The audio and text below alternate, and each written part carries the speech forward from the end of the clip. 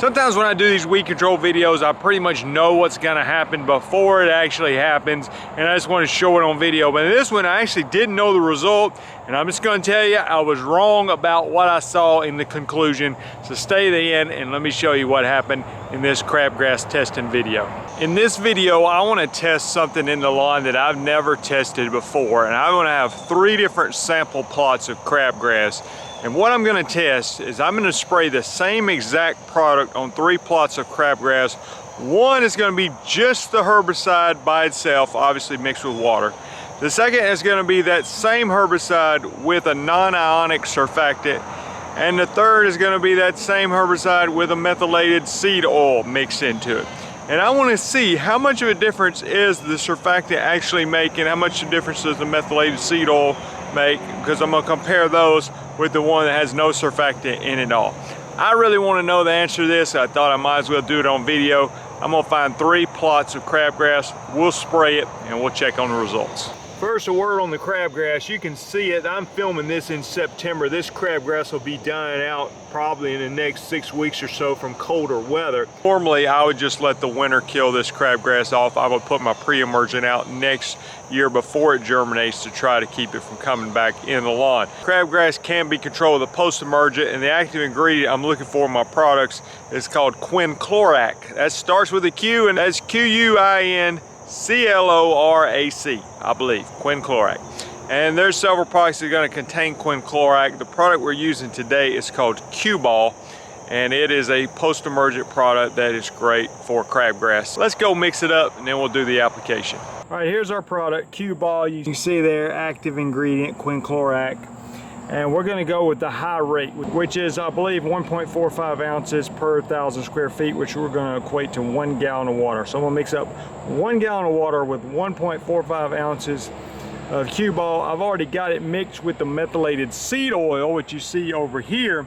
And then on the other sprayer I'm gonna mix up just the Q-Ball alone without any surfactant. And then after I spray a patch, I'm gonna add this, the non-ionic surfactant. What's the difference in the 2 surfactants? Well, my understanding, somebody chime in the comments if you want to, but the methylated seed oil basically is going to slow down the drying process. It's going to allow the herbicide to stay on the leaf longer, which allow it to hopefully absorb more of the herbicide before it dries out. So it's going to make it more effective. The way they describe a surfactant like this is that it reduces the surface tension of the leaf. So what does that mean? Well, I understand it's going to help the herbicide not just beat up on the plant and roll right off, but it's going to give you better coverage on the plant. Again, ultimately the idea is that the plant absorbs more of the herbicide, making it more effective with either one of these. Q-Ball is recommended to be used with the methylated seed oil, and it's typically thought that it's going to be more effective, though oftentimes can make it a little bit more likely to burn the grass using methylated seed oil. The non-ionic surfactant is what I'm typically using in just normal herbicide applications. So we want to try both today and then also try it without any surfactant. So like I said, I've already got it mixed up with the methylated seed oil. I'm going to mix it up with just the Q-Ball in 1 gallon of water, 1.45 ounces, spray some, and then I'm going to add the surfactant to that mix to spray another patch. Confused yet? It all makes sense. Let's get to spraying and we'll check on the results. All right, I've got 3 large patches of crabgrass marked with 3 white flags. First up, we're going to spray with just the Q-Ball, the quinclorac product, with no surfactant at all. You can see this large crabgrass patch, and we'll be able to see probably if we do any damage to the bermuda grass as well. Some people like to leave comments on videos like this and say that you killed everything. It's actually not true. I'm killing the target weed, but the grass I don't think is going to be harmed at all.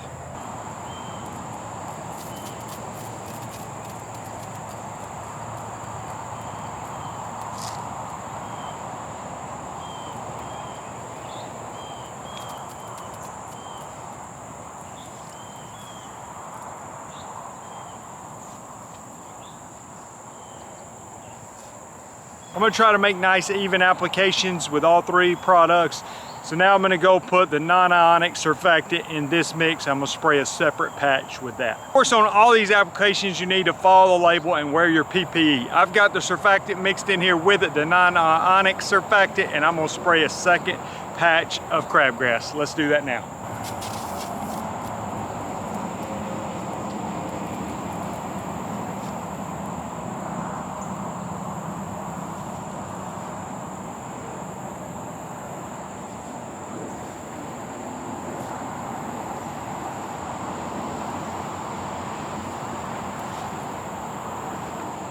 last application with the methylated seed oil mixed in.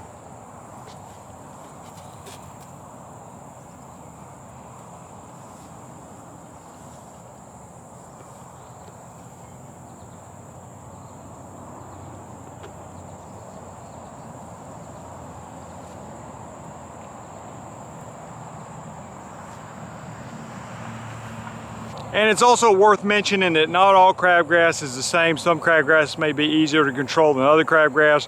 Putting your pre-emergent out before the crabgrass germinates would be easier than what I'm doing and also more cost effective. And crabgrass may be easier to control early in its life cycle or late in its life cycle, and not as easy to control in the middle of its life cycle. We've got it all sprayed. We'll check back on the results. It's been 48 hours and I want to show you the update on the crabgrass plots. Let's go check it out. First up, we're going to check out the one that was sprayed with just the quinclorac, no surfactant at all. And hopefully you can see this on the camera. You step back a little bit and you can see obviously the green Bermuda grass in the distance. This is a little bit of a patchy area of Bermuda, but you can see the discoloration here of what it's done to the crabgrass. I would say that's pretty good results after just 2 days. You can see a little bit over here where it's more green and may not have got as good a coverage in that area. And you can also see some other weeds popping up in here, like that green right there is actually not crabgrass, that's goosegrass mixed in here with the crabgrass. So that doesn't surprise me that it didn't control that. But the actual crabgrass, pretty good results after 2 days.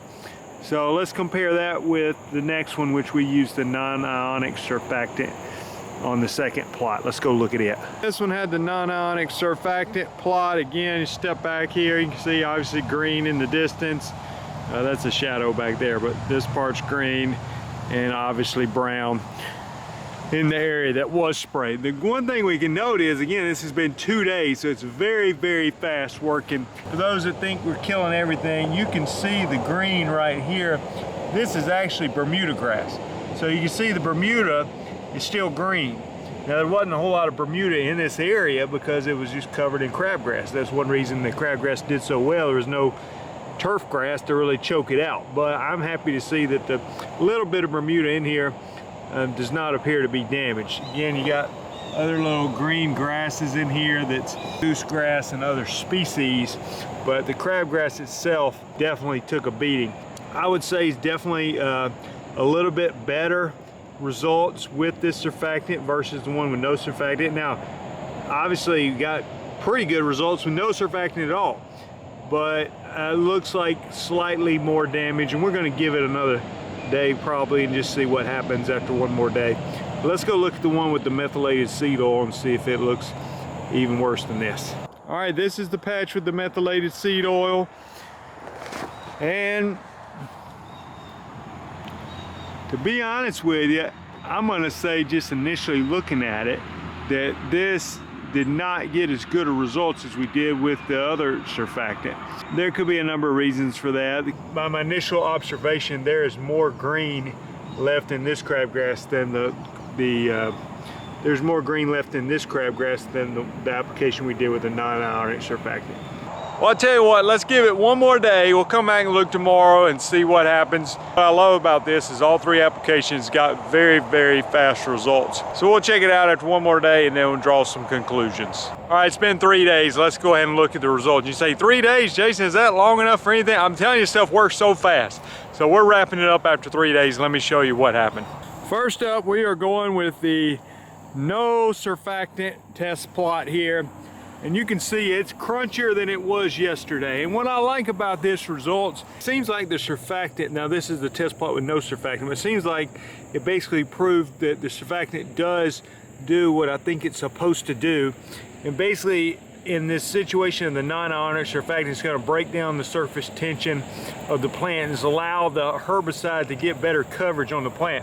And I think as you see that, there are some areas where there's little green spots. And again, we said yesterday, some of the green is a different kind of grass and the herbicide just wasn't affected. But there's a little bit of green mixed in, as you see here, on the crabgrass And so while you would look at this on a normal weed and say, wow, this is like super effective. I mean, crunchy brown in 3 days, no surfactant. It didn't exactly just demolish it completely. Not bad results. I mean, I would say like 95% effective, but there is a little bit of green left in there. So let's compare that with the other 2 plots. Now this is the test plot with the non-ionic surfactant. And again, just me looking at it, I've got a really close view here.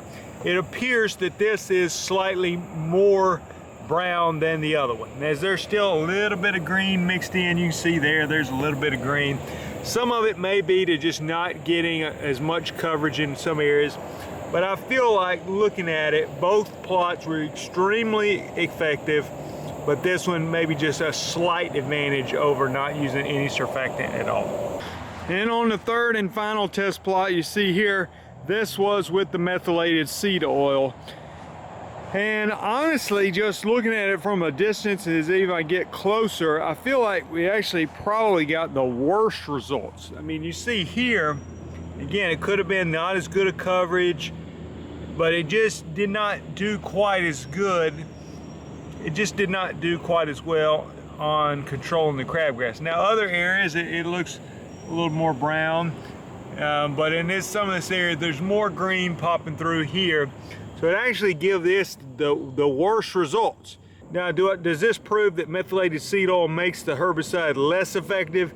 Well, no, I think we need to do more tests to show that. I don't really believe that's the conclusion we should draw from this. I think in this specific example, again, it's hard to know if you got just the exact amount of coverage on all 3 weeds. Perhaps I sprayed a little heavier on the other ones than I did on this one. So I'm not ready to say the methylated seed oil makes the application worse. What I am probably going to say, at least for this particular product, using quinclorac to kill crabgrass, I don't think the methylated seed oil seemed to improve it a whole lot. I would be okay saying that because with no surfactant whatsoever, it did an unbelievable job. Now this is on 1 species of crabgrass at a certain time of year. It may be different times of year, may be different on a different species of crabgrass, certainly different on other weeds, but just in this one instance, it seems like no surfactant did great.